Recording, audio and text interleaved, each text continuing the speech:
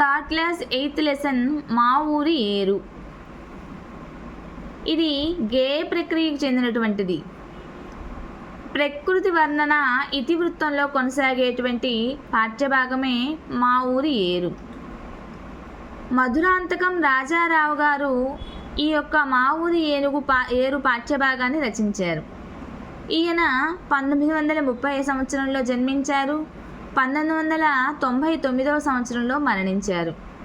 చిత్తూరు జిల్లా మొగరాల గ్రామం మధురాంతకం రాజారావు గారి యొక్క జన్మస్థలం. ఈయన సుప్రసిద్ధ కథకులు.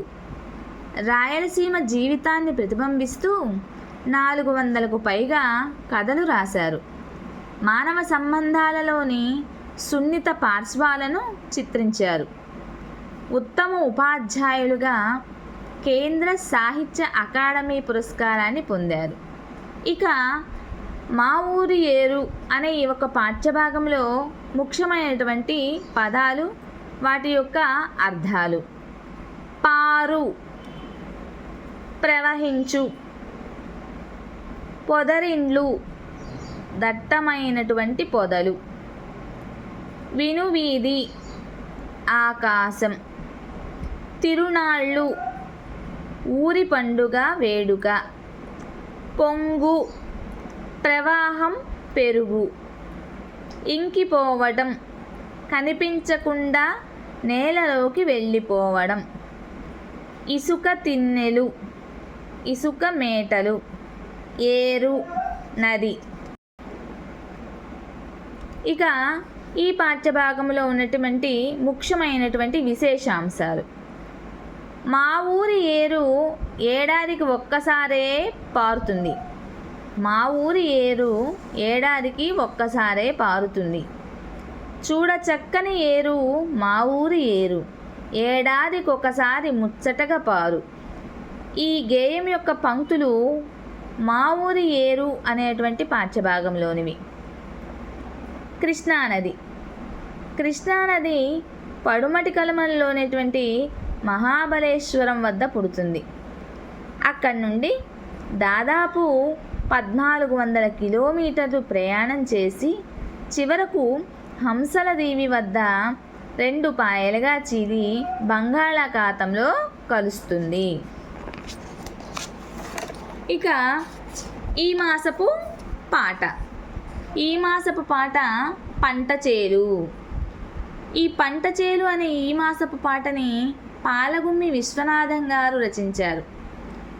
పాలగుమ్మి విశ్వనాథం గారు 1919లో జన్మించారు. 2012 సంవత్సరంలో మరణించారు. తూర్పుగోదావరి జిల్లా తిరుపతిపురంలో ఈయన జన్మించారన్నమాట. పాలగుమ్మి విశ్వనాథం గారు.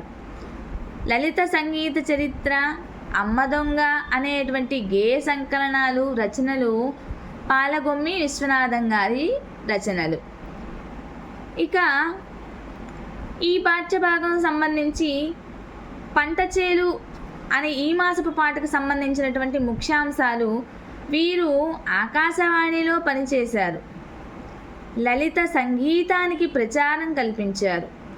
వేలాది పాటలకు సంగీతం కూర్చారు. ఈయన ఒక గీతకర్త.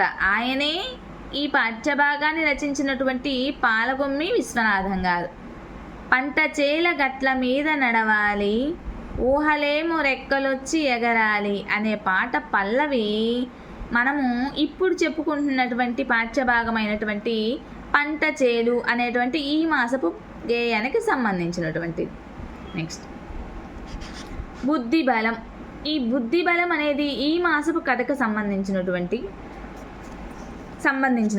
ఇక ఈ బుద్ధి బలం అనేటువంటి పాఠ్యభాగం, ఈ పాఠ్యభాగంలో ఉన్నటువంటి పాత్రల పేర్లు: బాసురకం అనే సింహం, కుందేలు. ఈ యొక్క బుద్ధిబలం పాఠ్యభాగంలో ఉన్నటువంటి పాత్రల పేర్లు. బుద్ధిబలంతో సమస్యల నుండి బయటపడవచ్చును అని తెలపడమే ఈ పాఠ్యభాగం యొక్క ముఖ్య ఉద్దేశం. బుద్ధిబలం అనే పాఠము పంచతంత్ర కథల నుండి గ్రహించబడినది. ఈ బిట్ చాలా ఇంపార్టెంట్ అండి. బుద్ధిబలం అనే పాఠం పంచతంత్ర కథల నుండి గ్రహించబడినది. కుందేలు తనతో పాటు ఎన్ని కుందేళ్లు వచ్చాయి అని సింహానికి చెప్పింది.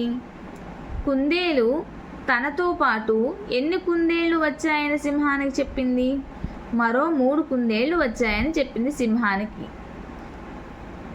భాసురకాన్ని కుందేలు ఎక్కడికి తీసుకెళ్ళింది? మనం ఆల్రెడీ చెప్పుకున్నాం కదా, భాసురకం అంటే సింహం. భాసురకాన్ని అంటే సింహాన్ని కుందేలు ఎక్కడికి తీసుకెళ్ళింది? బావి వద్దకు తీసుకొని వెళ్ళింది. నెక్స్ట్ మనము 8th క్లాస్ లెసను ముఖ్యాంశాలు, ఈ మాసపు కథ, ఈ మాసపు పాట, పాఠ్యభాగానికి సంబంధించినటువంటి ముఖ్యాంశాలు అన్నీ కూడా తెలుసుకున్నాము. సో టీచర్స్, మీకు కనుక ఈ వీడియో నచ్చినట్లయితే ప్లీజ్ లైక్ చేయండి, షేర్ చేయండి, ఫాలో చేయండి. అలానే మీకు కావాల్సినటువంటి వీడియోస్ గురించి కామెంట్ బాక్స్లో కామెంట్ చేయండి. ఇలాంటి వీడియోస్ని ఇంకా చేయడానికి నేను ప్రయత్నిస్తాను. దానికి తోడుగా ప్రతి ఒక్క 3rd క్లాస్కి సంబంధించినటువంటి ఇప్పటి వరకు చెప్పిన పాఠ్యభాగాలలో పాఠ్యభాగంతో పాటుగా ముఖ్యాంశాలను తెలియజేశాను. కవులను గురించి ప్రత్యేకంగా చెప్పాను. దానికి తోడుగా పాఠ్యభాగానికి సంబంధించినటువంటి సపరేట్గా ఏ లెసన్కి సంబంధించినటువంటి బిట్స్ నేను ఆ లెసన్కి ఇచ్చానండి, గమనించండి. ఇప్పుడు చెప్తున్నటువంటి లెసన్స్ కూడా నేను మీకు బిట్స్ అందించగలను.